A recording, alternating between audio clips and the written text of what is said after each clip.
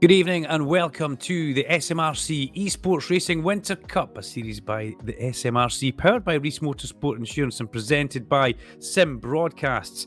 I'm Duncan, Vincent. I'm joined by Andy Alston, and tonight we are virtually in Norway at Rudskogen Motorsenter, a Herman Tilke design track which has 14 turns, 7 left and 7 to the right. It's 2 miles long, and tonight the Global Mazda MX-5 Cup car sees round number 1 kick off for the SMRC. We're on Facebook for SMRC. We're also on their YouTube and Sim Broadcast Twitch. Welcome, everybody. It's been almost a year since myself, Duncan, Vincent, and Andy Alston brought you some entertaining action. And Andy, what about that for a calendar for the winter?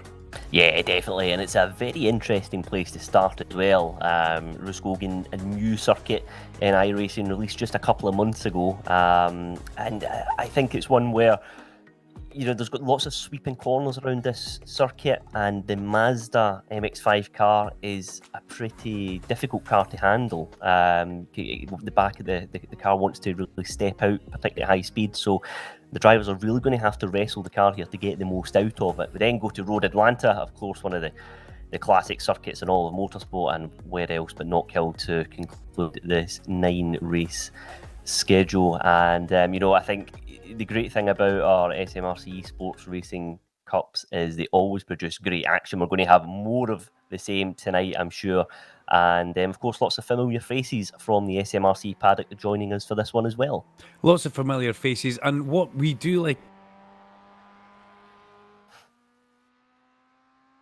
Yep, and the thing is as well, I think it's we've got Fraser Williamson, who of course did very well in the. We'll be getting underway.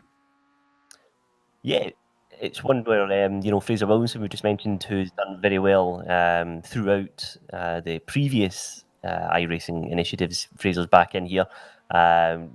Got car number 1 into the bargain as well. But of course, one driver we do have to mention is the number 53 car, Stuart McFadden, who is back for this one. Very, very quick driver.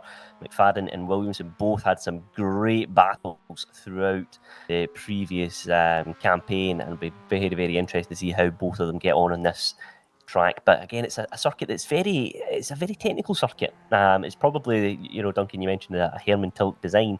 It's probably one of the few designs that might be unfamiliar to lots of people. It was a track that only opened in 1990, 14 corners, as you mentioned. Very helpful that none of them have names, which is really good for us commentators. But anyway, this is going to be a really interesting event. Road Atlanta will be great. Looking forward to that one. Knockhill, of course, will be a great way to round off this campaign. But I think this is going to produce some very, very interesting racing. Well, we were just watching defending champion Fraser Williamson there. Now, he has submitted an onboard lap for us, so it would be a good time for us to see a driver's eye view of this lovely little Norwegian circuit. And we can talk you around a lap. 14 turns, lots of elevation change, and it does look a little bit busy. The last corner, Andy Alston has been telling us here, very strict on track limits, along straight in the Mazda MX-5. And Andy, you've done some laps here. How easy is it to make a mistake into this first little corner sequence, which is very reminiscent of Oschersleben in Germany? Yes, that's exactly what I thought as soon as I drove around this track. It's very easy to get the car loose at the rear end here, and you look at the runoff on the left hand side and you think, well, I can just push and bring the car around the corner and maximise the speed on exit, but it's just not possible. You'll get an off track limit and there's a very high chance you get a slow down penalty as well. You then come into this long, never ending right hander. You look at Fraser Williamson just wrestling with the car, got the wheel over to the left hand side before he even gets into the apex, so it's a very, very challenging element. Then you come into this left hander here through a kind of very quick left-right chicane. You want to try and take as much of the curb as you can, but then this left-hander here it just appears before you know it. You've got to get the car slowed down. Again, it's a long, never-ending corner, and before you know it, we're now halfway around the circuit. But we've got a heavy braking zone here, so I think this will be an opportunity for a couple of overtaking manoeuvres. Duncan, down into first gear, slowest corner on the track. Then you have to again try and get the power down early. Bring the car up into third gear if you can, but Fraser in this instance here in this lap keeps it in second and hits the rev limiter just to try and save a downshift. But this last part of the track, all about just being defensive, keeping the car nice and neutral, and then again looking to try and get a clean exit. But as you hear, it's just the corner just continues all the time, so you have to really just keep the car nice and clean, nice and steady. This is a track that really rewards smooth and consistent driving.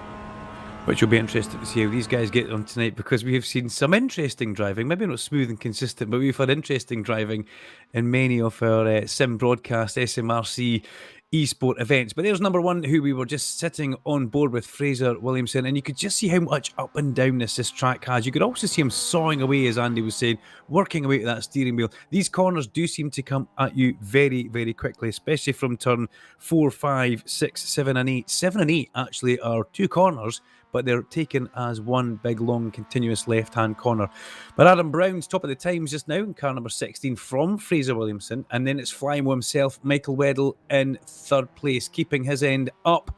And let's see how Michael gets on. He's had good luck, and he's also had a fair share of bad luck. If you remember, I think we go back to the Daytona, the infamous Daytona back straight chicane escapade, where Michael was caught up in all sorts of things that weren't really his fault, but that set way to his last year's Winter Cup not being too great for him. Then it's Mike Palouche and Ronald Grossman. Peter Mackay will have his eyes very much on Ronald Grossman in car number 90 after those two had a bit of a coming together, Andy, at Knockhill last year. They did, yes. There was a coming together at the hairpin. Peter felt very hard done by in that encounter. But, Ronald's a very quick driver, currently fifth in the moment, 135.3, and I suspect he could go even faster than that. Of course, the drivers out there have a maximum of 4 laps that they can put on the board. It's a 10-minute window to do just that. And Ronald just at 35.3 now, so he's just managed to improve ever so slightly there on his last run, and this will be in fact his last lap as well. He's already had 3 on the board, so Ronald looking to potentially move that car into podium contention, only a couple of tenths of a second off it. So very, very quick driver, and one that's certainly worth keeping an eye on here at this event.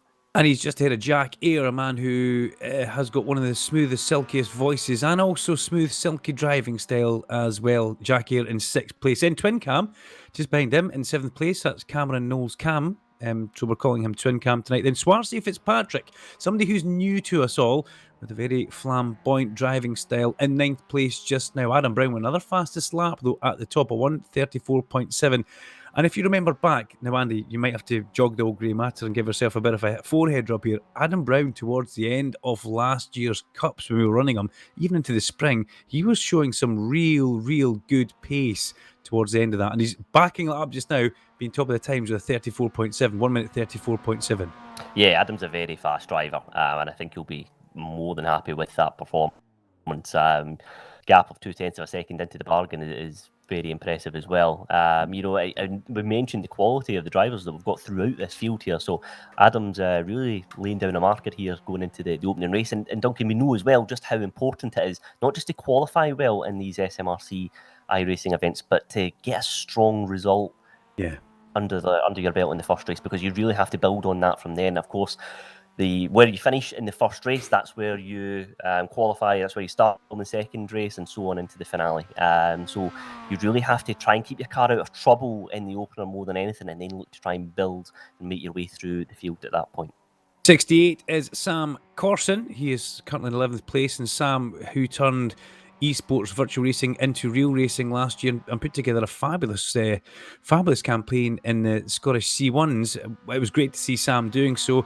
He wasn't the only one. We saw Aidan Wilson making the jump over as well, but I do notice we don't have any of the mad racing guys across here. We don't have Aidan Wilson out here, and we don't have John Higgins Jr. either, if I look across towards the live timing screen, but still plenty of good guys on track just now. There's Dale Smith, car number 42. Dale Smith always with a livery that you can pick out from quite a distance. And also Stuart McFadden goes inside the top 5 now. Stuart McFadden goes into P4. So, you know, some of the names that we've got here at the top are very familiar to you if you have joined us from eSports. Brown, Williamson, Weddle, McFadden.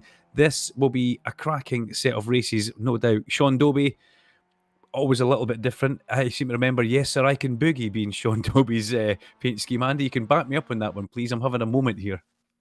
No, Sean's a regular on our SMRC iRacing events. It's great to have him back here for the Winter Cup.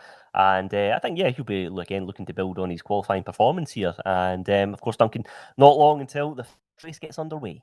Adam Brown, Fraser Williamson, Michael Weddle and Stuart McFadden the front 2 rows, with Mike Palouche, Soarce, Fitzpatrick, Ronald Grossman and Jack Eyre. Then we've got Cam Knowles, Twin Cam himself, alongside Sam Harper. Then Sam Corson with Matthew McBride, the top 12. And we see them all starting to arrive on the grid. We'll see the same grid again there, so I don't think we'll probably see that again, Andy. We'll wait until the next set of drivers come up, but a big packed entry anyway. Yeah, Mark Herron starting from 13th alongside Mike Johnson, Cameron Ritchie, Del Smith, James McIntosh also alongside him as well. So we've got Adam Kindness, Peter Mackay, Sean Dobie starting this one from 20th place, followed by Gaz Brown, Ryan Smith, Lorne Murray and David Bolton in 24th. Ladies and gentlemen, strap yourself in. We are about to go racing in Norway tonight, virtually, of course. And we are at Rudskogen Motorsenter. This is a Herman Tilke design track, SMRC, and we're about to go racing with this one with all our drivers poised on the grid. The big Rethink Racing armada of Weddle, Eyre and Adam Brown back out there and showing their form at the top. We've got to remember Sam Corson, part of that, and Ryan Smith as well. Pick a winner, Andy Alston. Keep it under your hat just now. We'll maybe talk about it after the first couple of corners rather than cursing somebody. And we've seen a lot of things go wrong at first corners in eSport racing. And this one, well, it does tighten up as we get down to it after a fairly long run. Let's hope everybody does play by the book and we can get that first series of corners, which does look very reminiscent of Oschersleben. Let's get that out of the way, and it's a long run down the back straight. Here we go. The lights will be coming on soon. We have 3, 4, 5 lights. And off they go. Very strong start there from Michael Weddle in P3. It has to be said, Adam Brown taking a defensive line. Fraser Williams looking to just tuck in behind Brown. Rev's definitely up. Number 16. And there's contact, and off goes Adam Brown. He's just come together there, and he is going tumbling down the order. That means that Michael Weddle inherits the lead of this race. Stuart McFadden up into second place, and Weddle's got a storming start from the second row on the grid. However, it is a disaster from Adam Brown. After such a strong performance in qualifying, he's now got it all to do. As they come down to the far end of the circuit just now after that big long straight. This is turn 3 and turn 4, and Adam Brown, well, he is going to be a rather happy chappy in that car. We did forecast and warn that that could have been an issue. So Anna Brown goes out at the first corner as we're starting to make our way through this lovely series of left and rights, 5, 6, 7, 8, as the track tightens towards the end of it and you start heading back down towards 9, which is a kink to the right hand side of the track, then turn 10. But Michael Weddle, Stuart McFadden and Mike Palouche, the guys at the front just now, 1, 2, 3. Fraser Williamson down to 4th place, just ahead of Ronald Grossman and Swarzy Fitzpatrick in what we've got 6th place for him just now. That was car 113, Cam Knowles trying to go underneath Jack Eyre, and then Jack repays that on the exit off this corner. So these little Global Mazda MX-5s are going to give us some cracking racing here. Let's see how this unfolds for the rest of this race. But this is the first lap of race number 1, and already Adam Brown facing the wrong way. He has rejoined and he's down in 21st position. Yeah, and a little bit of drama further up through the pack as well. Duncan, James McIntosh already into pit lane, so he has had a bit of an incident with a couple of cars. Sean Dobie down 5 places, currently 25th out there. Ryan Smith is going down the order as well. So I did notice just as they were coming out the kind of Osher Slaben inspired part of the circuit and into the next phase of the track, there did seem to be quite a puff of smoke coming up, and I take it that quite a lot of those cars were caught up in the melee. However, the big winners from the opening lap is Cameron Bryden. Started this one in 29th and is already up 10 places. So Bryden is certainly one to watch here, up into 19th at the moment. Meanwhile, this man here, Fraser Williamson, currently 4th at the moment. We know how fast he is, but there's lots of quick drivers around him as well. I suspect, Duncan, that Fraser will just bide his time here and maybe let the race come to him and then make a move later on. I suspect he might be just quite content to work with the cars around him and then potentially look to strike later in the race. He's got to move here up into the inside, into the hairpin and into 3rd place, but he's got McFadden and Weddle, 2 very fast drivers ahead of him. It's something that we've seen Fraser do quite a lot, haven't we? Quite happy to bide his time in his SRC Movano Corsa car, and he never really does anything out of character for Fraser. He will sit there, bide his time and pounce as and when. Towards the last 2 or 3 laps we usually see that, but he's got some pretty fast guys here, and what they don't want to do is let Michael Weddle get away at the front of the field. As we have a little bit look further deeper in towards the park coming round, car 74 into the grass here on back across. Big moment for Cameron Bryden, 79. And well, that's not what I expected from Cameron Bryden. Another man who's turned sim racing into real racing with his dad. Now, Cameron Bryden started racing a BMW 1 Series, and he managed to get all his signatures together. And his dad said to him, if you do a good job in that little car, I will let you race the M3 GTR. And Cameron took to the M3 GTR like a duck to water.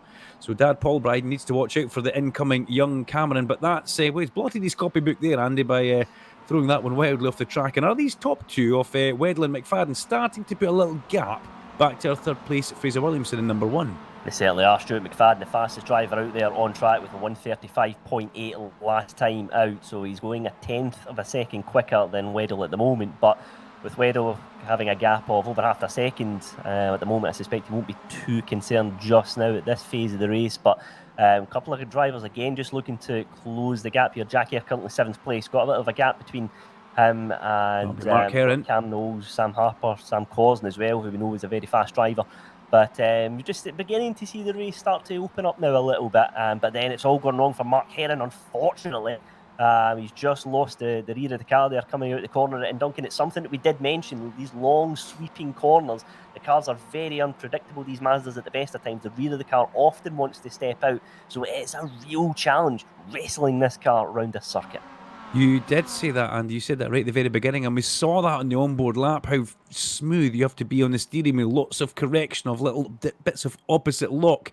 Almost when you're going through a corner of the car in a nice neutral state in the steering wheel and the car four-wheel drifting through these corners. I've got to give my co-commentator at Knockhill FM, Peter Mackay, a bit of a shout-out here. He's down in 16th place, and the shout-out's actually going to say, Peter, what are you doing in 16th place? This is not what we're used to seeing. We normally see Peter Mackay leading these races or being at the front. Let's see how he gets on in the number 45 in 16th place. He's carrying that number 45 because it's the number of the Porsche Flying Lizard car, which he's a bit of a fan of. As up the inside, Adam Brown in car number 16, on that comeback manoeuvre, and he's just gone straight past Peter Mackay there. So Peter will try and tag in the back there. Is he sponsored by Hellman's Mayonnaise on Peter Mackay's car? Is that what that is on the door? Looks like it from here, Andy. Yes, it's an interesting livery to say the least from Peter, but I think he'll be, I think he's made the sensible move there. He knows that Adam Brown's going to be very keen to make his way back through the field. So if Peter can just kind of work together with Adam Brown, then I think they could both find themselves fighting for top 10 places. And Sam Harper, I think, is just quite a little bit slow coming out that corner. I think he's just managed, he's just spun the car because he's just moved down the field ever so slightly. So he's going to have Del Smith, Adam Brown and Peter Mackay, who I've just mentioned, but all hot on his heels. But meanwhile, back at the front though, Mike currently in P4, he's got Ronald Grossman just behind as well. But we're seeing that front three now. Michael Weddle coming under a little bit of pressure actually. The gap's dropped 0.4 of a second over the last few laps. So Stuart McFadden is now car 53 looking to make a move.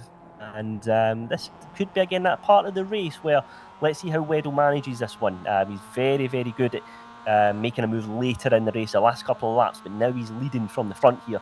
And he's got two drivers behind him who will be very keen to try and put him under all kinds of pressure. But it's this part of the lap in particular, Duncan, I think it's just all about being patient. We've seen it already, lots of drivers just losing the rear of the car. So just bring the car around this phase of the lap safely and then look to try and capitalise towards the last few corners.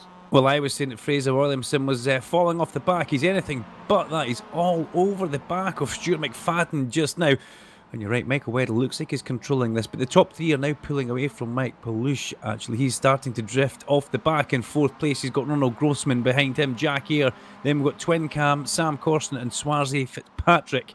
The top 10 rounded out by Matthew McBride in car number 18 just now, but we saw car 436 staying well out the way. That was James McIntosh in the RPM racing car.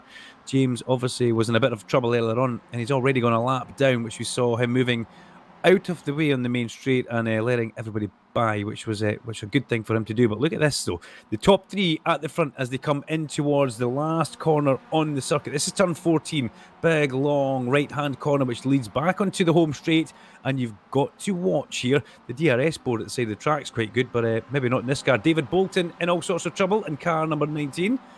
David Bolton, what has he done in that car? Nice colour scheme for Big Davy Bolton this time, I must say. He's given us some interesting things to look at, mostly off-track moments, and we finally pick up with car number 13, which is Jack Eyre. And just as we say that, the camera cuts back to Matthew McBride, the man who's on the edges of the top 10. Swarzy Fitzpatrick in 41, just ahead. Then we've got Sam Corson. This is a pretty good little battle, Andy, as they head down towards turn 3. Yeah, absolutely is. And it's one of those ones as well where Matthew McBride's a driver who, again, will be familiar to many here on the grid, and he's a driver that's got lots of pace as well, and one that again is very good at just making moves at the right time. That kind of his racecraft is very, very strong indeed. But back at the front, Weddle with a gap 0.3 of a second over McFadden and Williamson, and I suspect what Michael Weddle will try and do here is just try and force McFadden to defend from Williamson here. He might just try and take a narrow line, try and get those two scrapping, because that's exactly what's happening. Fraser Williamson is now into second place in this race. That gives Weddle a gap here, back up to almost half a second. Side by side, the two former protagonists go. There's a little bit of contact, and Williamson goes off into the gravel, manages to recover. But Stuart McFadden now into second. Fraser Williamson, I suspect, will not be happy with that. He's gone wide because he has a slow down penalty because he went wide at that encounter with McFadden. So Williamson has really lost out now, down into fourth place. He could go down even further, but here we are on the start-finish straight. The cars behind him all going to be getting a tow here. So we could see Ronald Grossman potentially make a move in the number 90 car. Just thinks better of it this time, but that is a disastrous couple of corners for Fraser Williamson. Great little bit of racing between McFadden and Williamson there. McFadden left the door open and Fraser Williamson put the Movano Sims car. Yeah, coming together between the two of them. Stuart McFadden will say that is a racing incident. Looks like a little bit of damage just on the back of the pure Sims down the car. inside of him. Yeah, really interesting one. I think that is damage on the back of McFadden's car, because look at the gap again between him and Weddle. It's now up to 0.8 of a second. Of course, Weddle's benefited from the drama behind him, but that does look damage to me. 5 minutes left in this race, and Stuart McFadden might be just looking to consolidate that podium place and then live to fight again in the final two races here tonight. But currently in P3, I'm under pressure now from the car number 1 of Fraser Williamson in 4th place. Ronald Grossman currently 5th. Jack Hare is now very much in contention as well. He's had a very good couple of laps, a 35.1 last time round there as well. So Jack Hare very much in contention as well. And we really have got a good scrap here between the top 5, all split by 1.7 seconds. And I think this is going to be a really, really interesting finale. Look at it, it's the blue car there at the front. Michael Weddle leading the way, but then Williamson looking very lively in 4th place. He is hot on the heels of Mike in P3. Let's see if Williamson can potentially make a move here. Down the start-finish straight they go. Will Williamson just come out the toe here? He does indeed. Williamson's going to throw this car up the inside. Brave on the brakes, side by side to go. Williamson's not quite got the move done now. Of course, he has the outside line going into the right-hander. That's going to bring Ronald Grossman into contention as well, as is Jack Hare. Fraser Williamson got it all to do here. Currently P4, but he could well be coming under more pressure behind him. Look at that. It's very, very close stuff indeed. Williamson goes out the slipstream once more, throws the car up the inside. Very brave move, and he takes 3rd place. Impressive move, but it looks like Mike is not done yet. He's going to try and potentially fight back there. He's got a really good run on the exit as well. Will Williamson go narrow? He takes the racing line, but that's a fantastic bit of driving from Fraser Williamson.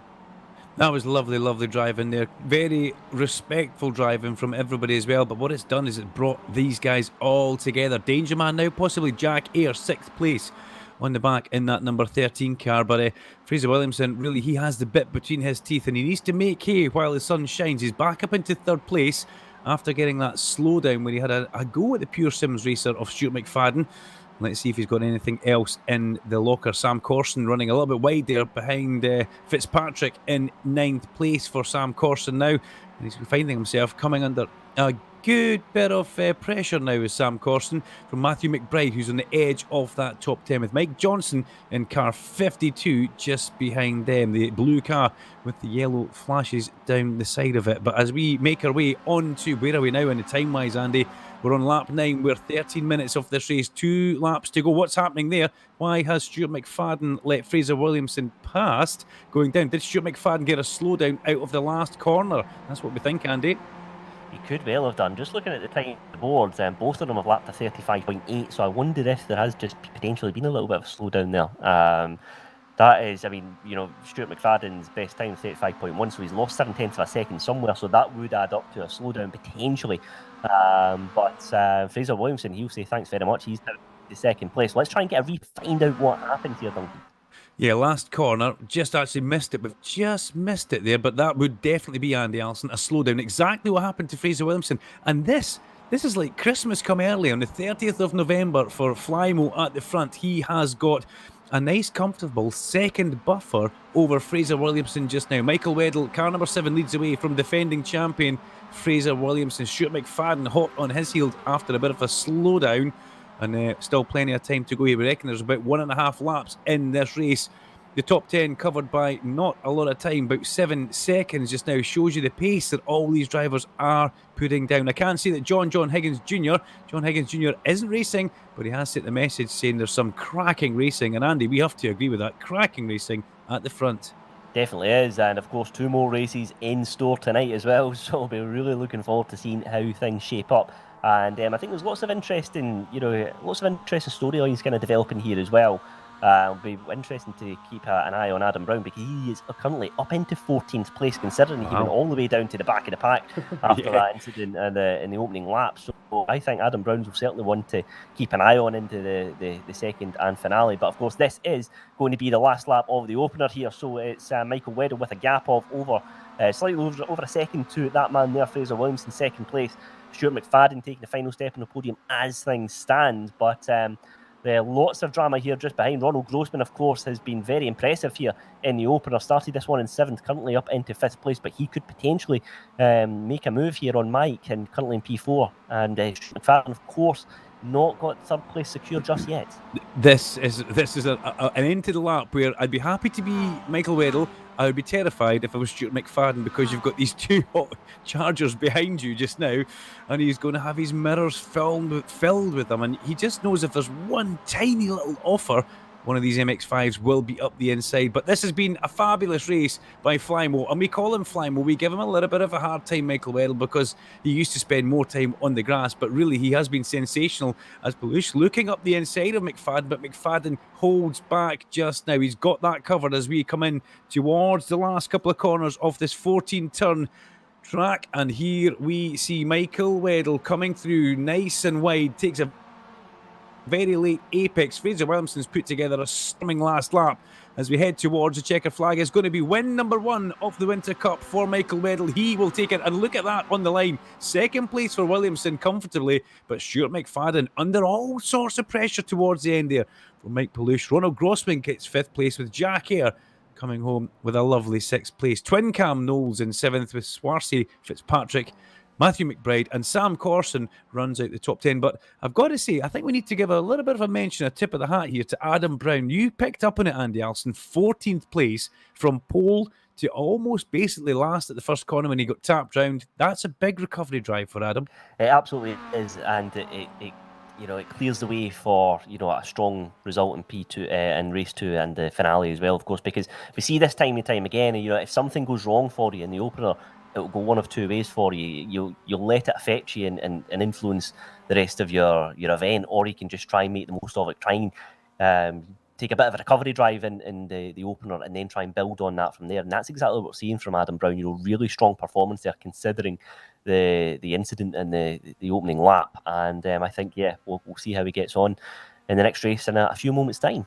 What we did see was Michael Weddle with a clean, consistent, good race here. We saw Fraser Williamson and Stuart McFadden both get slowdowns and both have to ultimately give some time to the hard-charging Weddle. Weddle leads the championship going into the next race because we've had one race and, there you go, it's pretty straightforward. He's led and he's won. But McFadden, Williamson, Weddle, Williamson and McFadden, the top 3. So, Andy Alston, keep your 3 together because we'll probably give a driver of the day at the end of this, and I'll be coming out the Andy Alston checkbook, I think. Lauren Murray as well in 19th place. Let's give a tip of the hat to Lauren Murray, who races in the Fiesta ST Cup. We've also got Adam Morrison, thinking touring cars here. Adam Morrison in 23rd place. That's Adam's first time, I believe, in sim racing, and he comes along with his good friend Adam Kindness. But there's no rest for the wicked. We're already on the grid. What has Fraser Williamson got for Michael Weddle in race number 2, the Reese Motorsport Insurance driver of the day? Who will that be? Myself, Vincent, and Andy Alston. We'll keep that. We'll have a bit of a chat about that, Andy, as we go along, won't we? Yes, I think so. And let us know in the chat who you think could be the contender for driver of the day. Let's see how things go as the second race gets underway. A good start once again from Michael Weddle. Takes the inside line there. Fraser Williamson tucking into the draft once more. Side by side goes McFadden and Palush there, but it looks like McFadden has managed to come out that one in P3 in the blue and white car. There he is. Yes, the Palush Sims driver currently 3rd place, but it's Weddle who leads the way. Just further back, looks like lots of drama here. Matthew McBride, car number 18, is going on the outside, but even further back, the yellow car, I believe that's Mike Johnson, has gone off and he's gone tumbling down the order, unfortunately, and he decides to go into pit lane. Disappointment for Mike.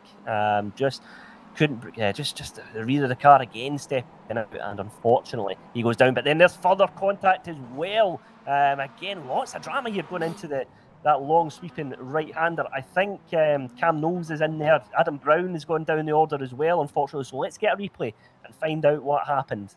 Yeah, bottom off the hill. That's a very tricky corner, that turn number 3. It looked like 16 Cam Knowles lost that all on his own going in. Let's just be...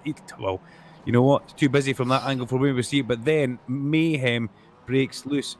It wasn't Car number 16 there, Adam Brown getting taken out again. It's not Adam's night, is it? Sometimes when it's not your night, Andy Alston, you're better staying at home. But these guys probably are at home, so that's probably a daft thing to have said. But look at this at the front just now. We've got Michael Weddle under pressure from Fraser Williamson. This is what we build. This is what we expected.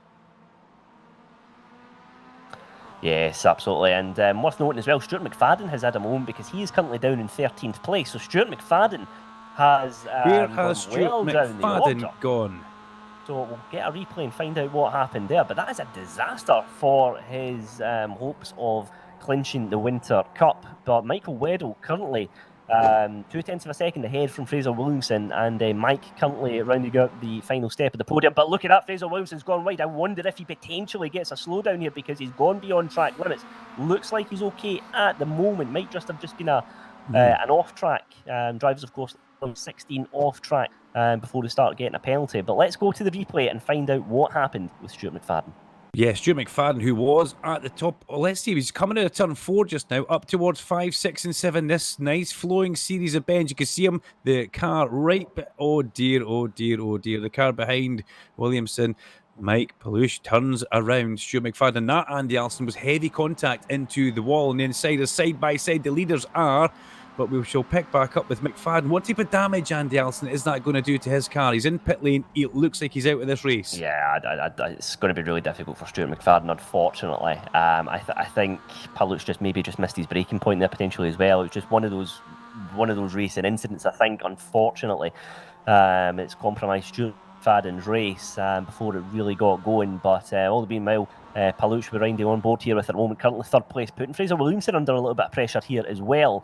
And of course, Michael Weddle's got a gap of 0.2 of a second ahead of Williamson. And here they are coming down the start-finish straight. So let's see Weddle go defensive here. Takes a very narrow inside line. Williamson does the same, trying to maximise the draft. He goes on the outside. That, of course, will give him the inside going into the eventual right-hander. If he can keep that car side by side, he could well make a move for the lead of the race here. Here we go, side by side. Williamson takes the inside. That's a fantastic bit of driving from Fraser Williamson. But Michael Weddle could find himself down into third place here because Palouche goes side by side with him and does look like he will make that move. Weddle's still not giving up without a fight, but he is, he's out the draft. Palouche is looking to maximise the slipstream from Williamson here.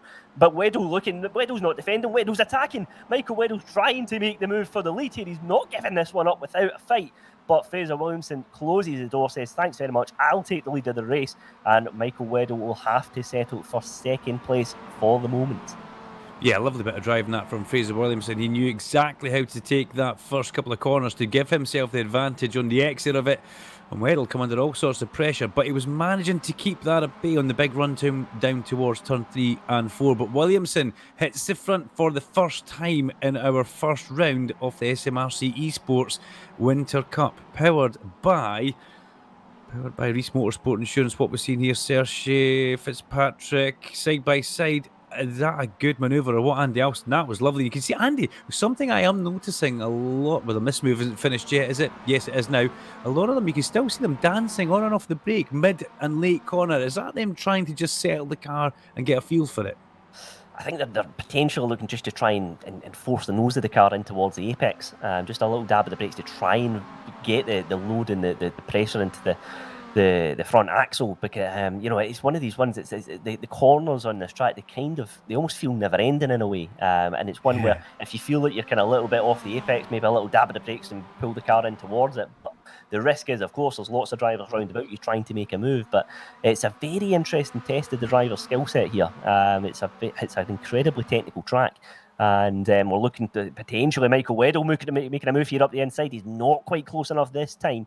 0.2 of a second is the gap between him and Fraser Williamson. Williamson going very defensive throughout this long section here. We're just going to fly through the chicane here in a moment, but it looks like Williamson managing to hold on to that lead. Dale Smith having a good battle there with the number 4 of Lauren Murray. So Murray in 20th place at the moment, and Dale Smith looking to potentially go side by side here down the straight. So that's one to keep an eye on. Back at the front though, 0.4 of a second now is the gap between Williamson and Weddle. Mike Palouche in third place, looking to try and force his way into contention as well. And Dale Smith's had a very good couple of corners there, so he's built out a considerable lead over Lauren Murray. Back at the front once more, Michael Weddle. Again coming under pressure from Palouche here. He's looking to potentially make a move here in the red car. Of course, Ronald Grossman's had a impressive evening so far at the moment as well. Currently 4th place. Jack here in the mix as well. So things are just hotting up now, and I think we're going to have a very interesting finale on our hands. Halfway through this race, you could almost say, 6 minutes through just now as he come onto the main straight. Where's Fraser Williamson gone? Fraser, just a little, I think we can call that a blip. He's come back onto our screens as he goes down towards turn number 1. That's James McIntosh. We saw James in all sorts of trouble in race number 1 in the RPM Racing MX-5 as he comes onto the straight. Car number 436, James McIntosh in 12th place in this race. But Fraser Williamson is at the front, 0.3 of a second.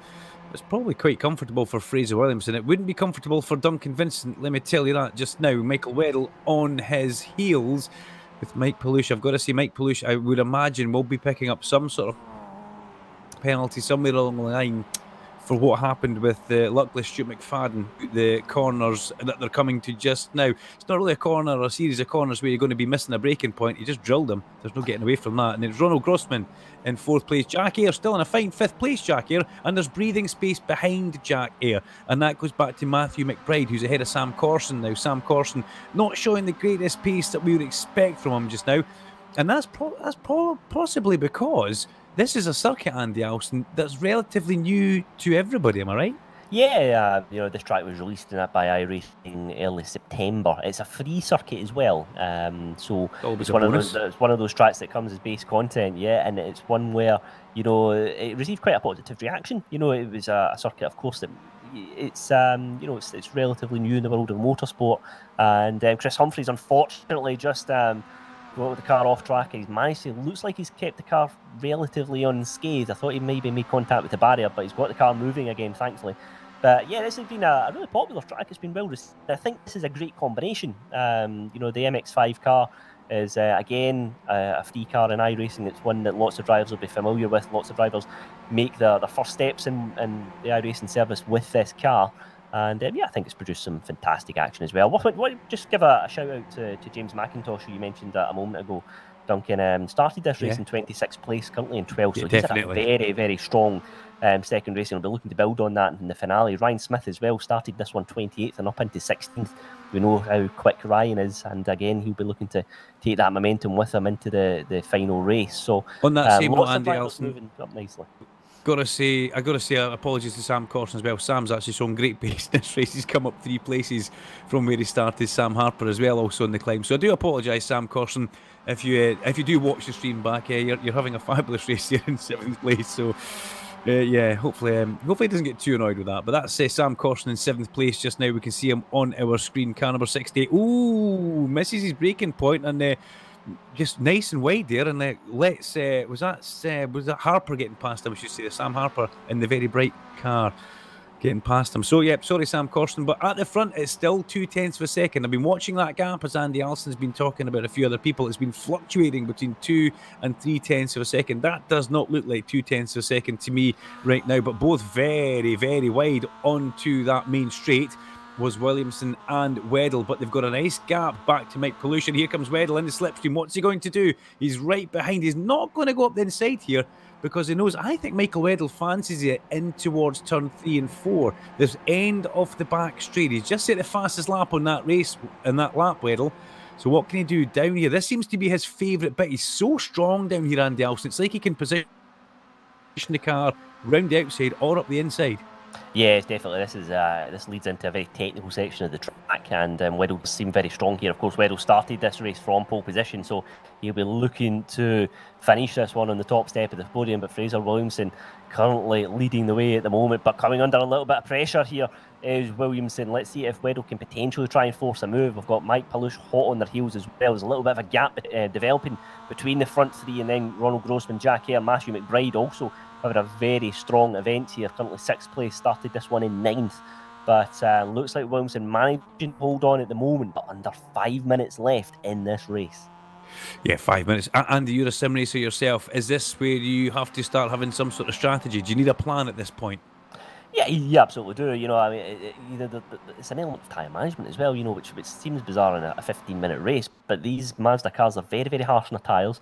And it's a track as well, which is very punishing on the car in that respect also. But I think, again, the big thing when we're talking sim racing is about, your mental approach to the game, and if things go wrong, how you recover from that. And that is very, that very much applies to the real world as well. But I think in sim racing, sometimes, if things don't quite go your way, it can be easy to get quite frustrated by that. But, the drivers here keeping nice and composed and, giving us some great racing into the bargain as well. But last couple of laps at the front here, Michael Weddle, this is the part of the section of the track, Duncan, you mentioned, where Weddle is very strong and could well make a move.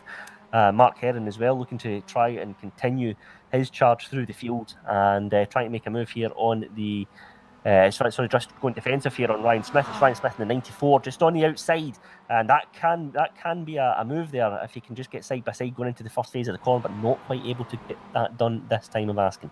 Oh, this is tight at the front. I tell you what, Palouche, he fancies a bit of this. Andy Alston, he is not giving up one little bit. But Michael Weddle, I think he must be thinking about, okay, I'm going to keep an eye on my mirror there, but there's a nice enough gap and I want a double victory. But he's got Fraser Williamson, a man who he has chased and had so many great battles. The thing about this is Mike Palouche is a little bit of the unknown. Nobody really knows too much about him in this series that we race in. So what can he do? He's in third place just now, ahead of Ronald Grossman, Jack Ayre, who we just saw in screen there. Sam Harper has been off track as well. He's in sixth place ahead of Matthew McBride.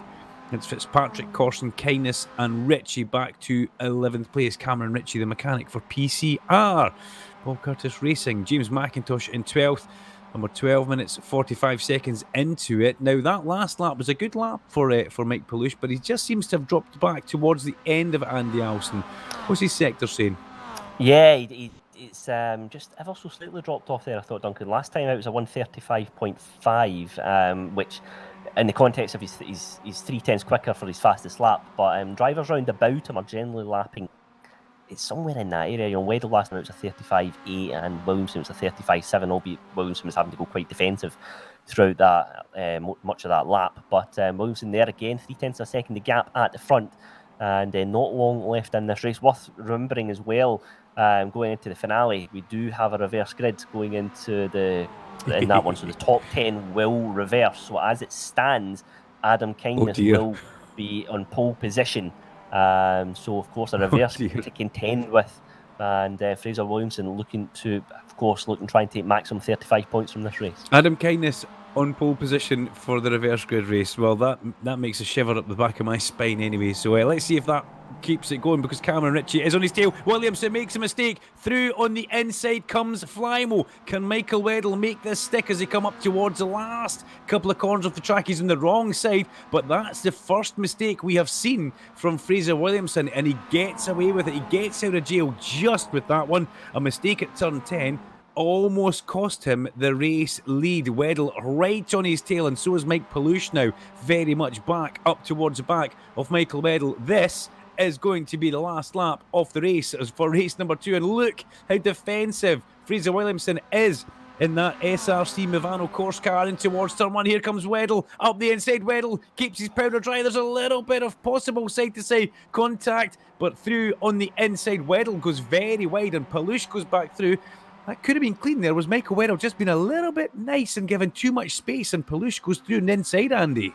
Yeah, and Palouche has got a run here on Williamson as well. It was a very clean exit, so we could see Mike Palouche go and try and take the win of the race here. He throws the car up the inside, but not quite close enough to make that move stick. That will then, in turn, bring Michael Weddle back into contention here as they're about to go through this very fast left-right-hander chicane. Williamson, 0.2 of a second, is the lead at the front. Weddle just dropped off ever so slightly. Ronald Grossman trying to get into contention here as well, but Mike Palouche has got lots of momentum here going into the tight left-hander. He's got a very clean line there into the bargain as well, but Fraser Williamson currently holding on to the lead of the race in the final lap. Hey, Palouche smells a victory. Palouche can sense a victory. Williamson very cautious through turn 10 this lap. That's where we saw him make a mistake on the last time round, and that almost gave Weddle the lead as he comes in towards turn 12. He's got a very short shoot in towards turn 13 before he goes back round the very long, never-ending turn 14 for Fraser Williamson. And a look at Weddle having a look at the inside of Palouche, but not to be. Out of the last corner, it's number 1 who will take his first victory of the year. And Fraser Williamson takes it from Mike Palouche, and Michael Weddle will come home in third place with Ronald Grossman in fourth, with Jack Ayre. A great fifth place for Jack Ayre, rounding out another top 5 appearance for that man. Sam Harper, Matthew McBride, SMRC Fitzpatrick and Sam Corson in 9th. And look at that, 10th place for the reverse grid will be Adam Kindness on pole position. But what a great race that was. Fabulous to see Fraser Williamson on top. I've got to say, Mike Palouche, well, he took it towards him right at the very end there, and he smelt victory, Andy, but just taken away. Yeah, he got a good run out the last corner going down the start-finish straight, but just wasn't quite close enough to make a move on Weddle and Williamson. But I've been very impressed with Mike Palouche, I have to say. He's had two very strong races. Ronald Grossman has been very consistent as well. So two drivers who could be in there for driver of the day accolade at the end of this one. Of course, if there's a driver out there that's caught your eye, do let us know in the comments from where you're watching, and we will announce the driver of the day at the end of the third race, of course, supported by Reese Motorsport Insurance. So not to go, of course, until the last race, because the drivers have got a 5-minute break or so, and then the action will get underway for the final time here tonight. As the cars come back through, Peter Mackay there crosses the line, and he'll be happy. Maybe 22nd place for Peter in his Hellmann's mayonnaise-backed car. There'll be a reason. I think it's a Porsche reason why he's sponsored by Hellmann's mayonnaise, but we'll come back to that another day. But yeah, looking forward to the reverse grid race. But Williamson wins from Palouche and Weddell with that one, with Grossman and Eyre rounding out the top 5. 2 Scotsmen, 2 German, and an Englishman inside the top 5. Sounds very much like the World Cup, apart from Scotland very much with a good showing rather than where we are just now. Let's not talk football. They never seem to mix football and motorsport. Sam Harper, Matthew McBride, SMRC Fitzpatrick, Sam Corson, and Adam Kindness, the top 10. Join us in a couple of minutes after a break.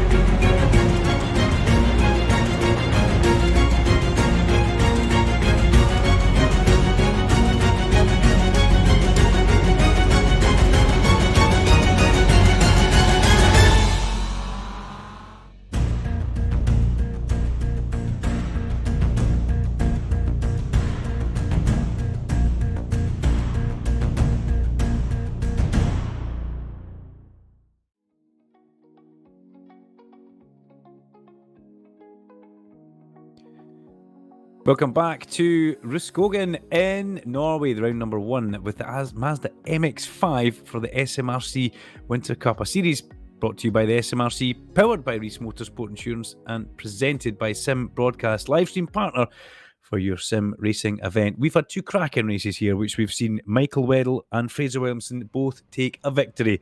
This is the reverse grid race. Who will take this one? Well, let's hope they all get through the first corner first of all. Adam Kindness for Track Scotland starts on pole position. He's alongside car number 55. And Adam Kindness is 55, sorry. He's alongside. Can't see the car on the grid just now, but let's see exactly how Kindness gets on as we await for the lights to come on. Kindness, a long-time supporter of all things SMRC and eSports, and this is a chance for him to shine. When we wait for the lights to come on, we've had 2 cracking races, myself, Duncan, Vincent and Andy Alston, bringing you all the action here. And here go the lights. Pick a winner, ladies and gentlemen. Pull down on those belts. Lights out and down towards the first corner. What a cracking start that was for Adam Kindness. He got a really, really good launch there as they come down here. And 68 alongside him just now is Sam Corson. But Kindness is going to hold that in towards turn number 1 all day long. So off goes Adam Kindness all alone. Dear oh dear, there was definitely no contact there with Sam Corson from what I saw as they make their way all through turn number 1. That's each race now. We have lost somebody at turn number 1, and twice it's been the man in the lead. Once Adam Kindness and once Adam Brown. Down towards turn 3, they all come and trying to find a line and funnel through. Let's see who make the moves and making the shakes there. Up the inside goes Fraser Williamson. He's trying to go underneath Fitzpatrick. Williamson, no, behind Weddle. That's something we need to keep an eye on, Andy. Yes, absolutely. Just saw in the background there, Dobie's just lost the rear of the car there, just round the right-hander. So unfortunately, he's gone well down the order. Adam Morrison's dropped 5 places as well from where he started. Cam Knowles, shout out for him, up 9 places, currently P15 at the moment. But Ronald Grossman here, car number 90, he's just gone wide. Oh, he's car's off. Going off, and that's a big, big accident right into the barrier. And he's collected another car there as well, unfortunately. I think that is James McIntosh there. He's just gone down the timesheets on your left-hand side. Both drivers thankfully holding the brakes though, but it's a real disappointment for both of them there. Ronald Andy Alston, can I strong races. Can I just say, what did we talk about in the break about driver of the day? He's kept his nose clean. He's had a great meeting so far. Who did we mention? Yes, we did mention Ronald, unfortunately. Yes, I've been very impressed with Ronald, but it's so unfortunate. You know, you've dropped a couple of wheels and the car just gets really loose and light, and these Mazdas are, you know, the rear of the car is just unpredictable at the best of times, and unfortunately that is his race all over, and he's in the pit lane and he's out of this race. I'm surprised he made it back to the pit lane in that one. Sam Corson leads the way from Matthew McBride, Sam Harper, Jack Eyre in 4th place just now. Look at that, 5th pace for Michael Weddle already. Weddle ahead of Fitzblush, Bolton and Ryan Smith rounding out the top 10. But that was a very uncharacteristic mistake we just saw from Ronald Grossman there as we saw him going off. What will we do about that? David Bolton there, great move. David Bolton in number 19, so a great move just behind David Bolton. That was twin Cam Knowles in car number 113. Cameron Knowles in that very, I'm going to say very reserved colour scheme from Cameron Knowles there, but so good he's named himself twice in this one. And then Mark Heron, who we saw facing the wrong way earlier on. Mark Heron in number 11. Who was that running a bit wide there? Was that? No, it was Ryan Smith. Smithy possibly with a slowdown, and that's like Stuart McFadden past Ryan Smith. I kind of thought Stuart McFadden would have packed up and gone home, Andy Alston, after his race number 2. Yeah, this is just a recovery drive for Stuart, but he's already up into 12th place, you know. So I mean, very much in contention for a strong finish here. And again, playing the long game and looking at the kind of championship standings, he just wants to try and maximise points here as much as possible. So let's keep an eye on Stuart and see how he finishes this one. But we've just got, again, a bit, it looks like Sam Corson's coming under a bit of pressure there at the time. She's just down to 1/10 of a second is the gap at the front. Sam Harper looking to get involved there as well. Looks like Cam Knowles has just dropped off a couple of places ever so slightly as well amid all the drama. But there's off and wide goes Sam Corson. Unfortunately on the left hand, there's going to almost be a little bit of contact between him and Weddle. Side by side they go. but Sam Cosden on the outside. I wonder if he's maybe just gone wider. It's potentially been a slowdown penalty. Either way, Sam Cosden finds himself currently in 4th place, but Michael Weddle looking to get involved as well. Side by side to go, and again, it looks like the 6th Cosden is on the outside line. That allows Weddle through quite comfortably, but Fraser Williamson also looking to get into the mix as well. All the meanwhile, Matthew McBride in the lead of the race by 0.4 of a second. Sam Harper in 2nd. Jack Eyre currently in 3rd. Yeah, fabulous move from those guys there at turn number 1. I don't know if that was I didn't see Sam Corson putting a wheel wrong, so I think Sam Corson just made a little error there, and that's not something we're used to seeing. He's now fighting off Fraser Williamson. Fraser Williamson doesn't want this. He doesn't need to be involved in this. A side by side. That's Mike Palouche going up the inside there of Fitzpatrick in towards turn number 10, and a little bit more respectful of people around him, I would say, but Fraser Williamson has now got past with a little bit of contact there, a wee little nudge on the back of his car from Sam Corson. Sam in the white, black and blue number 68, and that yellow and black number 1 car of Fraser Williamson, now into 5th place. Weddle ahead of him. And then it's the top 3, Jack Eyre in 3rd place, Sam Harper, and Matthew McBride, as Andy Alston just said. This is a great showing from Matthew McBride. Yes, the reverse grids put him up there, but he was inside the top 10 to get into that reverse grid. But I believe it was just a small mistake from Sam Corson last time in towards this corner, and it went a bit wrong. Car number 19 in towards that corner as well. David Bolton side by side with Stuart McFadden, and look, here comes Twin Cam on the inside of David Bolton as well. Cameron Knowles, well, somebody's put a firecracker up him in this race, because we've seen some beautiful overtakes from him, and then it's Mark Hearn involved in this as well. Andy, pull down on the seatbelts as you head down towards turn 3 and 4. This is going to be tight. Yeah, it certainly is. Stuart McFadden there just currently leading the way. Takes a very aggressive line there going into the inside to try and take a late apex here, because this is where the time really is won and lost on the lap here. But side by side always goes the 113 car of Cam Knowles, who's had a very impressive showing here, it must be said. Very strong performance across all 3 races, and putting Stuart McFadden under all sorts of pressure here as well. But of course, remember, Duncan, that Stuart McFadden started this race at the back of the pack and is currently in 9th. So it's been a fantastic drive so far from the Pure Sims man, and he will be looking to try and build on that. But Cam Knowles, of course, had a very strong finale here also. So it's, again, just approaching halfway point in this race, and still very much all to play for. Thankfully, it says that number on the screen, because I don't have enough fingers and toes to get up that high. But what a drive from Stuart McFadden, and Twin Cam Knowles as well, catching up as well, up to 10th place. Great stuff. Oh, that was Fitzpatrick almost taking out the DRS board. Not relevant to these Mazda MX-5s, I don't believe. But Matthew McBride still leads the way, still has 0.4 of a second from Sam Harper and Jack Eyre. This is brilliant to see. I've got to say, a new name to me in the world of sim racing, and Matthew McBride doing himself a great bit of proudness here. And Sam Harper also, a name that I am aware of, but Matthew McBride at the front just now. They've got the big guns behind them, though. They're starting to line up. They're starting to load their weapons. And Jack Eyre, Michael Weddle and Fraser Williamson, with Mike Palouche as well, they're in 6th place. What can happen as we go in towards the last 7 minutes of this? Oh, there's a bit of a mistake there from Jack Eyre. Jack looks like he made a little bit of a lock-up going through turn 3 and 4.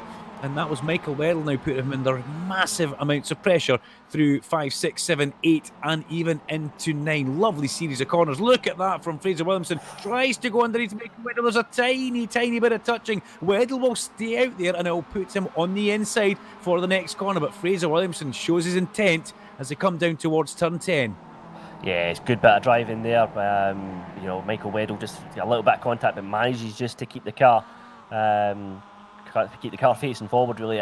Williamson's here, he's felt entitled to throw the nose of the car up there and try and make the move, but just not quite close enough to leapfrog Weddle into 4th place. All the way right on board with Mike Palouche here, currently 6th place at the moment, and he's again taking a very wide line there, but that's allowed him to get the power down early here and try and maximise speed on the start-finish straight, and try and again get the benefit from the slipstream as well.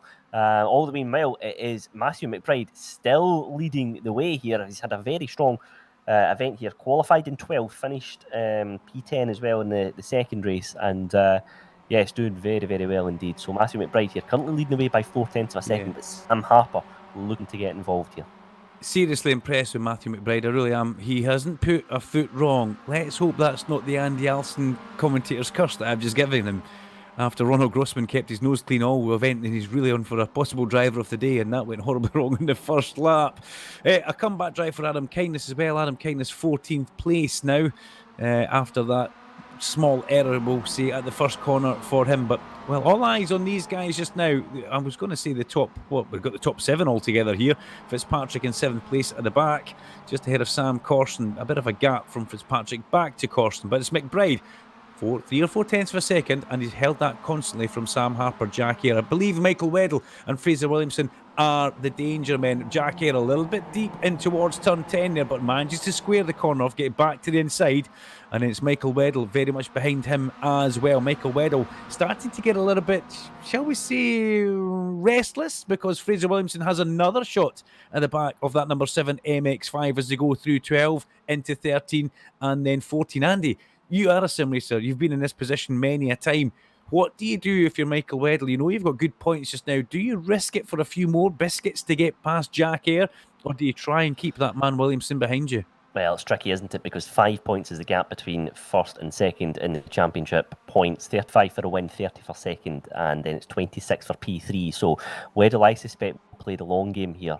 He's had a very impressive event so far, of course, but again, I think if an opportunity presents itself, you know, your racing instinct kicks in and you want to try and make the move. Of course you do, but I think it's going to be very tricky for him because Matthew McBride has been lapping very, very impressively, and I think he's just managing to just get a bit of a gap between Sam Harper. But Jack Eyre, of course, we know how fast he is, currently 3rd place and looking to make a move here on the red car of Sam Harper, currently P2. Look at that gap again developing, leading by McBride. So I think it could be tricky for Weddle here, coming under pressure from Williamson and of course Mike Palouche as well. Fitzpatrick, Corson, McFadden, all very much capable of getting into contention here as well. Stuart McFadden, we mentioned, currently P9. Yes, it looks, you know, like there's a gap there, but you know, he's a very, very fast driver, and with not long left in this race, this is when things are really going to begin to heat up. Jack Eyre again got a good run on the exit there on Sam Harper, but not potentially quite close enough to make the move. But I have to say, very impressed with how Matthew McBride has managed the field here in this race as well, putting in the fast laps into the bargain, but managing the race very, very well indeed. Yeah, and looks comfortable out the front as well. Just as you were talking there, Andy, through turn 10, Williamson was trying to get the overlap on the inside of Michael Weddle, just possibly trying to see if he can unsettle Michael Weddle, because I believe that, as Fitzpatrick was wider than wide there that time, I believe that Williamson can see Palouche coming behind him, and he thinks that that's a possible danger, and he doesn't want to have that around him. So Fraser Williamson starting to think of some sort of attack strategy to get past that Rethink Racing driver of Michael Weddle. Let's see how this unfolds. But remember, it's Jack Eyre and Michael Weddle, 2 Rethink Racing teammates together. Eyre on the podium. He's been quiet in this first meeting, but now they're starting to get on terms with Matthew McBride in that lead car. McBride only 2 tenths of a second. It has hovered around 3 and 4 tenths of a second, but down to 2 tenths of a second as Williamson making Weddle start to think about being a little bit defensive there. Sam Harper in the red car in second place starts his attack and assault. Well, let's hope it's not an assault on Matthew McBride, as we are now very much in the business end of this race. We've had enough assaults in this race already, Andy Alston, but it's been people assaulting themselves. Yeah, it's been a tricky one, isn't it? You know, we're seeing cars just that they're, again, we've mentioned it time and time again, that recurring theme of these long sweeping corners and just the rear of the car getting away from the drivers, and you can give the car a bit of opposite lock, but sometimes in iRacing in particular, when the rear of the car goes loose, it's very hard to correct that, unfortunately. But Sam Harper, all the meanwhile, riding on board with him, currently second place at the moment. 3 tenths of a second is the gap between him and race leader Matthew McBride. So again, we'll probably get about 2 laps left, I suspect, in this one as we come down the start-finish straight. Sam Harper's been very impressive here throughout and in this finale in particular, and I suspect will really be looking to try and take a win as well.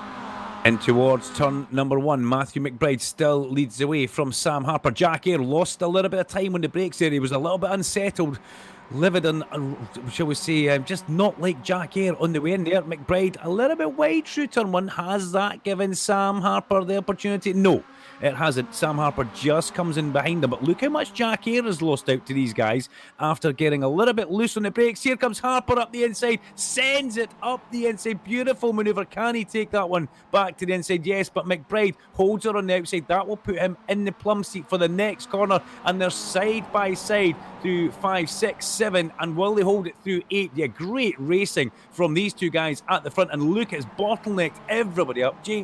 Matthew McBride has managed to keep that position, and that was some beautiful driving there from these two. Sam Harper, very, very respectful, and here comes Jack here. Now, Andy Alston, that was magic to watch. Yeah, it's great action there, but I have to say my eyes were also fixed, looking at the action behind there, and Jack Eyre was just closing for the two cars in front, and this could be the result of that, because there he goes up in the inside. Jack Eyre into second place. He was biding his team and just cutting that gap down corner after corner ever so slightly, and he is now into second place. Sam Harper will be very disappointed after almost being in contention to lead the race, now currently in third and coming under pressure from the chasing pack as well, currently led in P4 by Michael Weddle. So Sam Harper in the red car number 56, got it all to do here.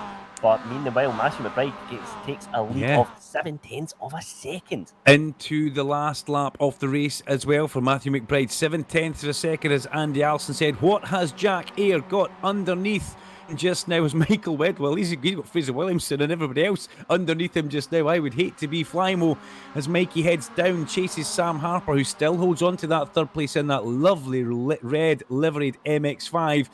But they're down to the bottom of turn 3 and 4. There's nothing Williamson has got for the back of Weddle just now. And when Williamson actually, he's more interested in holding off Mike Peluche just now. And it's Fitzpatrick and Corson behind those two guys. But at the front, the gap's now down to half a second by Matthew McBride over Jack Eyre. This has been a sensational drive from Matthew McBride. If he can hold this to the end, I've got to say, I will doff my cap to the young man. And let's see how they get on. He's coming down towards turn 10 just now. We'll keep our eyes on the background. There's some dust getting kicked up from the other side of the track, but we don't want to focus on that as they come up towards turn number 11 and 12. Matthew McBride has owned this race in car number 18. He is so smooth. Everything has been on point, and he's driven the wheels of this MX-5. A new man towards the top of the series and the standings. He comes out of the last corner. The checker flag is ready, and it's a different look to the podium. It's going to be Matthew McBride winning from Jack Eyre, and Sam Harper takes a stellar third place from Michael Weddle in fourth. Fraser Williamson gets another top 5. It's Peluche, Fitzpatrick, Corson, McFadden, Stuart McFadden ninth, and Twin Cam Knowles rounds out the top 10. Andy Alston, what a first meeting that was. And if the rest of them are going to be like that, well, I think I need to get some more water in the room here. Yeah, that was a fantastic finale there, and I have to say, extremely impressed with Matthew McBride and the race management there as well, because it's about just sometimes knowing when to defend and knowing when you can take your normal racing line and try and push and put the fast laps on the board. And that was a very, very impressive performance from Matthew McBride, and celebrates with some donuts, and rightly so, because Matthew will be delighted with how that race went. It must be said, very, very impressive. Many congratulations to him. Jack Eyre, I suspect, will be very happy as well to have secured second place. Sam Harper will be so disappointed after potentially going and taking the win. But I think looking at the event overall, I think that's again a very impressive performance from Sam Harper as well. Yeah. So lots of big talking points, and I'm very much looking forward to the next event at Road Atlanta. Well, Sam Harper, credit to him, he had a go. Sam Harper, he could have sat there for a safe second place, but no, that's not happening. Sam stuck his neck on the line, and he's now doing some donuts in celebration. Well, we'll let him off for that. We'll let Race Control deal with that. But fair play to Matthew McBride, Jack Eyre, and Sam Harper. What we will do is we'll jump across in. Yeah, we'll catch up with the drivers in just a few moments' time. But let's take a look once more just at the future results. Matthew McBride, of course, leading the way. And it's Jack Eyre second place. Sam Harper rounding off at the final step of the podium. So Matthew McBride taking all 35 points in the final race here tonight. And yes, Duncan, as you mentioned, lots of talking points throughout that one. But next event taking place, it's a Thursday, of course, 8th of December, GT4s at Road Atlanta. Lots of different cars there that the drivers can, of course, choose as well, Duncan. But in this one, in the Mazdas, Matthew McBride leads the way in the finale. So the question is, do we have anybody willing to come into our waiting room or the chat for any driver interviews? Well, we have that because that's something that we've really enjoyed in the past, Andy. We've had some great times. I can see, is that Scott Malcolm and Stuart McFadden we have there? Well, I think we should have Stuart McFadden in first of all. We'll get Stuart McFadden in and we will unmute ourselves on the Discord channel and we'll say hello to Stuart McFadden because, oh, what it could have been, Stuart, I've got to say, that was a great start. And then, well, from your point of view, what happened in that second race at the start, midway through the first lap? Yeah, hello guys, good to be back. It's been a long time since I've raced in the series, so yeah, really pleased to be back racing. Yeah, race one was pretty interesting actually. I didn't realise the tyre drop off was going to be as much as it was. There was a lot of understeer, and that's I think when I was watching it back when I got taken out. I think it was Andy that commented on how we're using the brakes to get in the front end, and that's exactly what he was bang on. There's just so much understeer in the car, due to the hot temperatures as well, but it's the same for everyone, so can't really argue with that. Race 2, yeah, not really much to say really. He's apologised for it, which is all he could do. Unfortunately, these things happen. There's a just misjudgment on his behalf. That was some comeback drive though. Some drive from you towards the end there in race 3. Yeah, thanks very much. Yeah, I think I made it like 14 positions in the first lap or something. I just got the tunnel vision because I was pretty annoyed. Given because of the short nature of this series, one kind of DNF and one bad result can really hinder you. So I'm really going to have to be in my A plus game going into the next round. So yeah, going to be practicing a lot. Make sure I'm up the sharp end. Yeah, well, thank you very much for joining us in our interview room. It's great to have you back as well because you were playing with me a little bit. You left me hanging. I said, "Who's coming in?" You were like, "Maybe I, maybe not." So it's great to have you back, Stuart. I love to keep my cards close to my chest. Even in the practice sessions, I'll only put in a lap time that I know is good enough right at the very end. I love it, mate. See, I have blood coming out my eyeballs every time I try and do these things. There's nothing left, but we'll look forward to seeing you round number 2, Road Atlanta GT4 car. What will be your GT4 car of choice? Always, we'll have to find out in next Wednesday. Wasting my time, man. No, I'm kidding. Yeah, I'm probably going to choose a McLaren. It seems like a good all-round car. So yeah, I'll be choosing a McLaren for next week. Right. Okay. Yeah, but it's great to have a different variety of cars though, and they'll be strong in different areas of the circuit, so that'll be good to watch. On that note, all that cheek, we'll say goodbye and thank you very much. No problem. Have a good weekend, guys. Cheers, buddy. Catch you later on. Now we've got Matthew McBride here, Andy Alston. What do you think, Matthew McBride? We'll get Matthew in winner of race number 3. So first of all, congratulations. Welcome to the SMRC Winter Cup. Matthew, Duncan, Vincent, Andy Alston, about to give you a grilling here. It was a sensational race 3 from you. You had huge pressure, but you managed to cope all the way through with it. How do you feel, mate? I need a very long cold shower, that's for sure.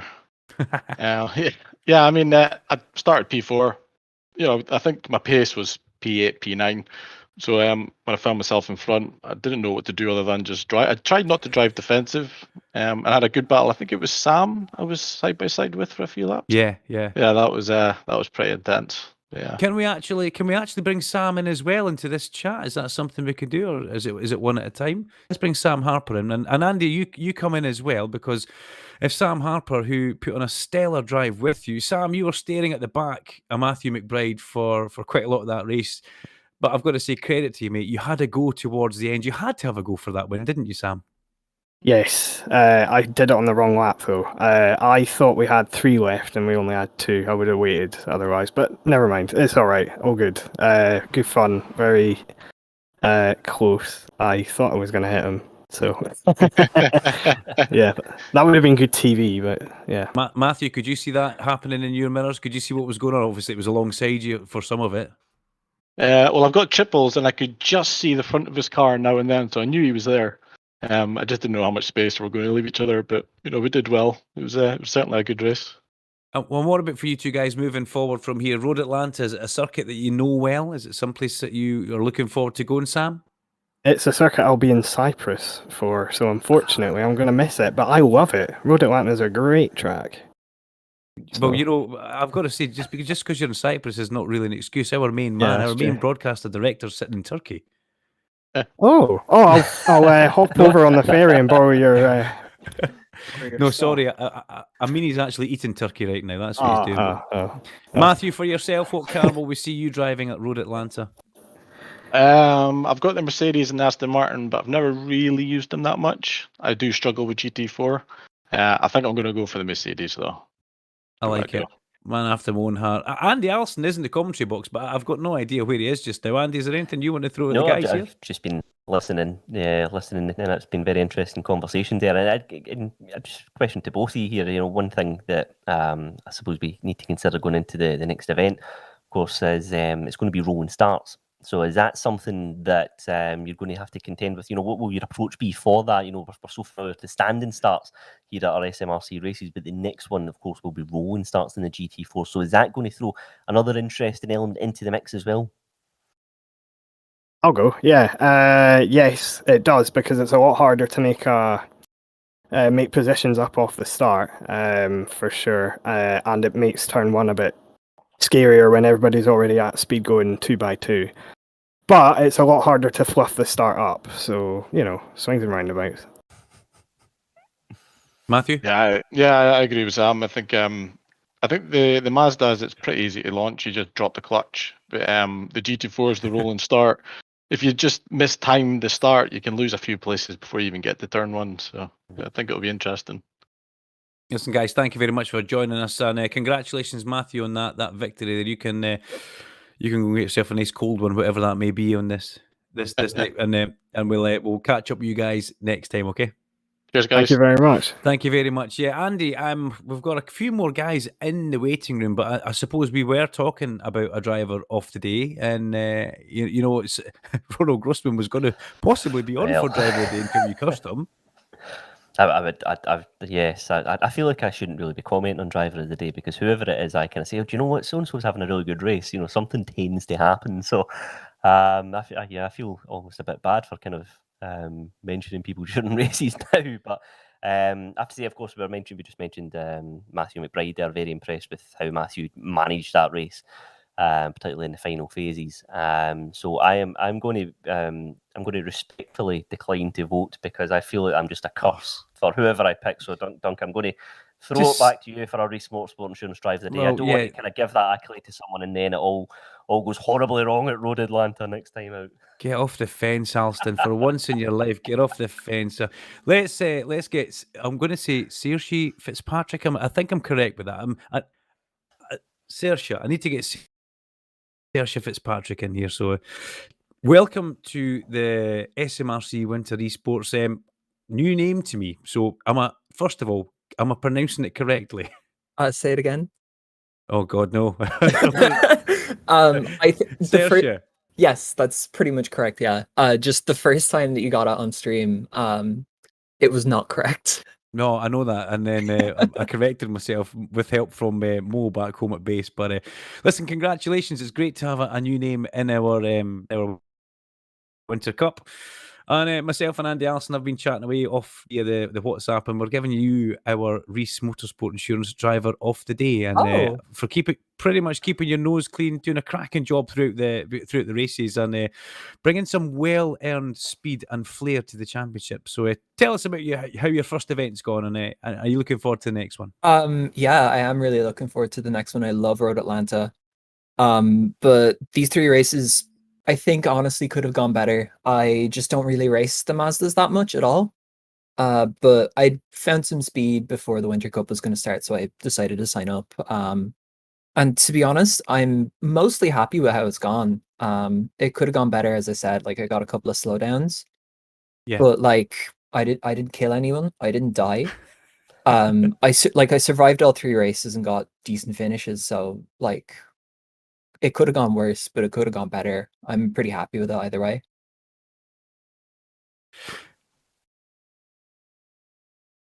Yeah, this one as well. I think that's an interesting point with regards to, one of the things we've been speaking about is how these MX-5 cars handle, and I think it's one potential in the recent update where the rear of the car in particular seems to be very, very light.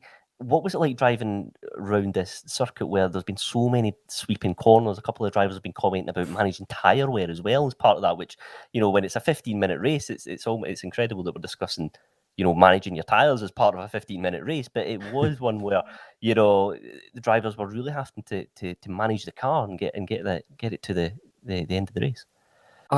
Yeah, personally, I wasn't really managing the tires, but the fall off, not fall off, but the handling, the balance of the car would change after about 6 laps. So initially, I'm sure you and everyone watching has been seeing us fighting the rear of the car through that first big sweeper, the downhill one. And it gets so light there, especially on lap 1. That was the one thing I was really worried about going into this race. Just lap 1, that corner, just getting through there okay, not losing the car. And I did a little bit in race 3, and that was most of the positions that I lost. Really, I got it just a tiny bit of oversteer, pushed me wide, lose some speed. There's people just flying past me on the inside.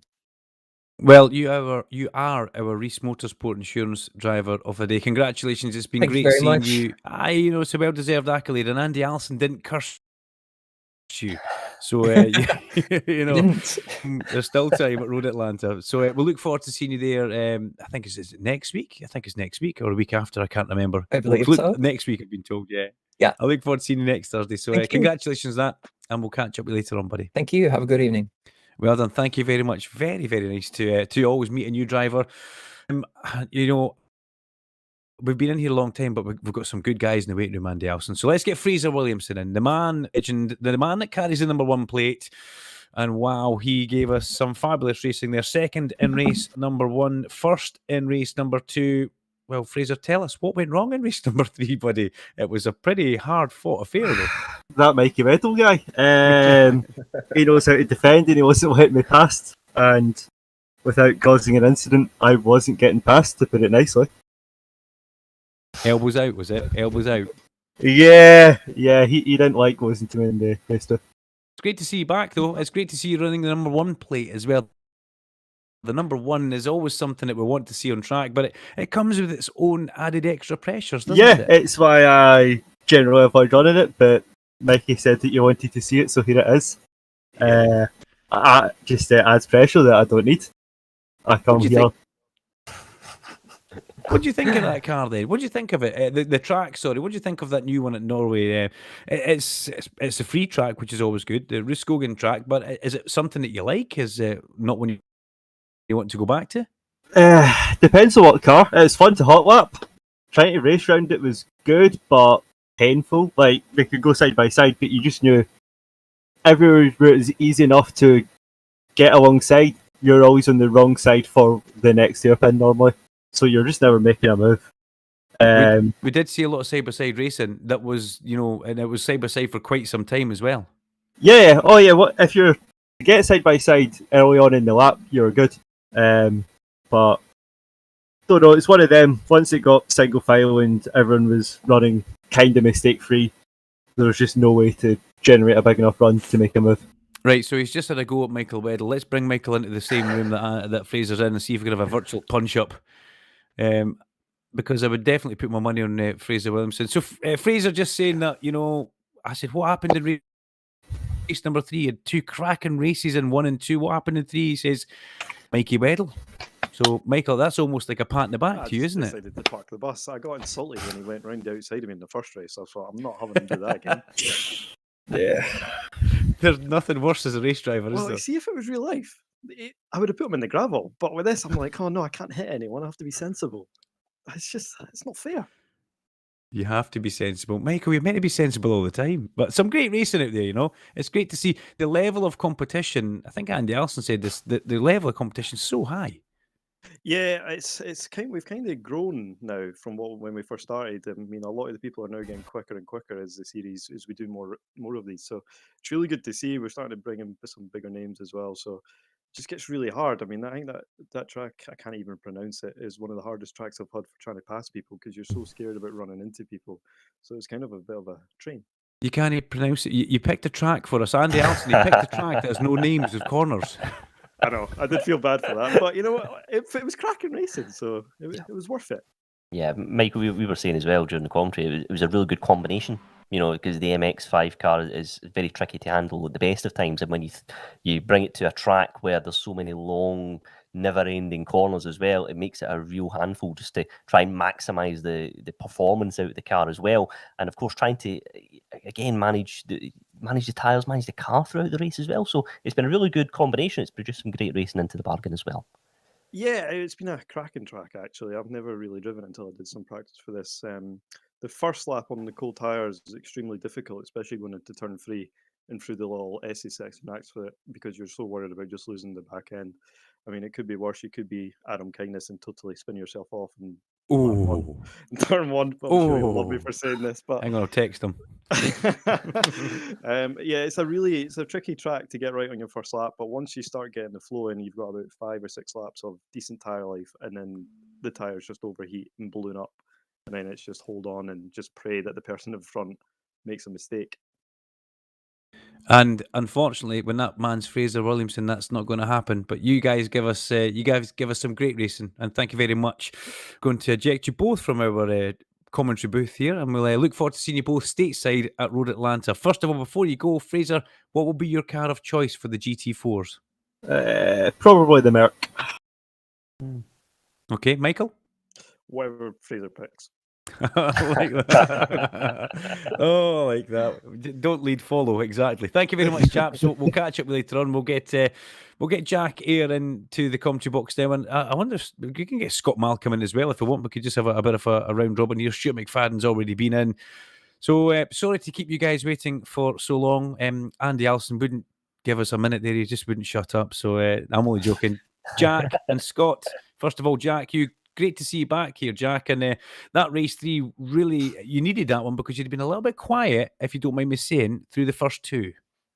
Yeah, for sure. I didn't really have many great expectations coming into qualifying because up in the practice running up to the event, I struggled to put a single lap together when I was on my own. Could only really, get quicker when I was following someone and had the draft, So yeah, to qualify 6th, I was quite happy with that. I think it was 6th anyway. Might have been a bit further down, but yeah, I think I started from that grid slot in all 3 races. I think I might have started 5th in race 2, but yeah, struggled towards the end of race 2 to try and keep Sam behind me. But yeah, it was good to have some wheel-to-wheel battles in the final race and get a podium ultimately. So yeah, can't complain too much. Jack, that's a very interesting you mentioned there about, getting, laps under your belt when you're hot lapping. I think it's a circuit as well where, if you throw the car off the road in the first couple of laps, it's easy to get quite frustrated by it. But it's a circuit that probably ultimately rewards like patience and a smooth approach to it. Is that one as well that it's kind of challenging to translate into a race environment? When we're Fraser, he was saying it was quite difficult to it's enjoyable to push the car, at maximum performance round to 1 lap, but actually in terms of racing, it can be tricky as well. So is that something you kind of had to contend with? Yeah, for sure. In that final race, I sort of felt bad for the guys behind me because I couldn't go forward and I didn't expect them to be able to get through me. So it's just one of them things. Like, unless you make a mistake, most of the overtakes are on the corner exit. Unless it was a proper dive bomb, you'd struggle to get past in the braking zones. It seems as though most corners, they led to one another without much in between. So there wasn't even much of an opportunity for you to make a move unless you'd really sent it. It wouldn't pay off. So I got lucky getting past Sam when I did in race 3, to be honest. But it was a train and we knew it was going to be just from the practice we did. But that's why we do the practice that we do. I'd much rather do 20 laps with people around me and get used to what it's going to be like in a racing environment rather than doing 20 laps on my own. Because then as soon as I do have a car next to me, I have no idea where to brake, where to turn in, so it's good practice. Ignium Motorsport driver Scott Malcolm also in the room with us. Scott, number 74. I mean, it's a new track for a lot of people, that, Scott. It's only just been released in September. How did you fare racing on the Norwegian lovely Motorsport Centre? Well, I've only ever tried that track about 2 days ago. Due to work, I couldn't get much practice in. So I just basically, I didn't bother qualifying because I knew I was going to be like a rolling roadblock. So I just stand at the back and just pick my way through people going off the track, getting slowdowns. And then there was a lot of people going off the track in front of you, take it. there was one or two. Not as much as I would have liked, but that's just what happens. So, aye, it was a wee bit of struggle for me, especially the first race. Are you familiar with Road Atlanta, where we go next week? Yeah, aye, I like that track. Oh, you sound quietly confident there, Scott, actually. No. Okay, you don't sound quietly confident. What will be your car of choice? I mean, we've heard that the McLaren or the Mercedes seem to be the big picks. Is that where you're going to be landing? I don't know yet. I think I've still got to buy the Merc, so I don't know if I'll be going with that, but I'll certainly be trying the 3 different cars and see which suits me better. Jack here, what car will we see you in? What Rethink racing car will we see you in, buddy? Oh, I don't know if our painter's got enough time to paint like 9 cars, because I think everyone in Rethink's got a different idea of what they want to drive. I think I'm going to be in the McLaren personally. I'm not going to promise that there'll be a Rethink skin on there or not, because I'm not sure if our skinner's got enough time to get 7 different variants of GT4 cars done in time for the race. Because like I said, I think we're all choosing different ones. But yeah, the McLaren seems quick. Me and Adam Brown jumped in one of the official iRacing sessions yesterday with the GT4s at Laguna Seca. And yeah, they seem good. I haven't touched a GT4 car other than yesterday since I won the championship in 2020. So yeah, so far so good. They seem good, and I'm looking forward to it. Can we just actually pick up on that, man? You mentioned Adam Brown. From where you were sitting, it didn't go well for him today. Unfortunately, wiped out the first corner, race number 1, and that really sets the trend for the day. Yeah, he was frustrated. We were all obviously in TeamSpeak or whatever we used to chat when we're all racing. Some of us mute, some of us don't, but I was listening and I could hear Adam. He's just a bit disappointed, really. Obviously, he knew we weren't deliberate or anything, but it just, it's just one of the things that happens when you're racing. And the shame for him is that it happened in race 1. So it punished him for the rest of the round, really. Had 2 more races to recover and could only really hope to get to the front of the grid if he finished in the top 10 for that reverse grid. So, yeah, it's disappointing. It's happened to us all at some point, I think. But he's Adam. He'll bounce back. And, the fact that he's got the pace he's got with the setup he's got makes me cry. Because he's sat at a desk with an office chair and his socks on, and I'm sat with trying to justify my purchase with all the gear you could want. But it's what it is, and I enjoy doing it, and so does he. So you'll see him next round, I'm sure. I'm picturing him sitting in a pair of Y-fronts and socks. Now that's a horrible thought. I've maybe taken that too far, but listen, guys, thank you very much, Scott, Malcolm, and Jack here. We look forward to seeing you our next round at Road Atlanta next week. Thanks, guys. We'll catch up later on. Cheers, boys. Take care. Cheers. And well, that really brings it to an end for us here. It's been a fabulous round number 1 at Rudskogen in Norway. Duncan, Vincent, and Andy Alston. Well, we've brought you some interesting racing out there on track, and we've also had a Reese Motorsport Insurance driver of the day. I'll get it right. I will get it right this time, Andy, unless you want to go first. I'm going to say Saoirse Fitzpatrick. Yeah, it's great to it's great to have the Sport of Reese Motorsport Insurance given a Driver of the Day award, and it's one where I think we've seen some really interesting racing across the 3 events here, and I think that sets us up quite nicely for the next round at Road Atlanta. Of course, GT4 will be a very different test. Lots of drivers already clearly debating which car to choose, and I think that will potentially impact the race to some capacity. Of course, it's GT4, the spec cars, but some cars are stronger in some circuits than others. Road Atlanta, that first part of the track in particular, you've got to have the car on rails, really. You've got to keep it nice and clean and tidy, and then it's about trying to maximise your exit going down the long straights. But I think it will be a very, very interesting race, and I'm really looking forward to how things unfold. Join us next week on Thursday the 8th of December. Yes, we're into December already for another round of the SMRC Winter Cup, brought to you by Reese Motorsport Insurance and powered by Sim Broadcast, live stream partner for your sim racing event. I've been Duncan Vincent. He's been Andy Alston. Thank you to Chris and to Pete. Pete is actually in Turkey doing this remotely. So it's been a cracking first event. Well done to the winners, and we'll look forward to seeing you guys next week. Join us once again. Until then, take care.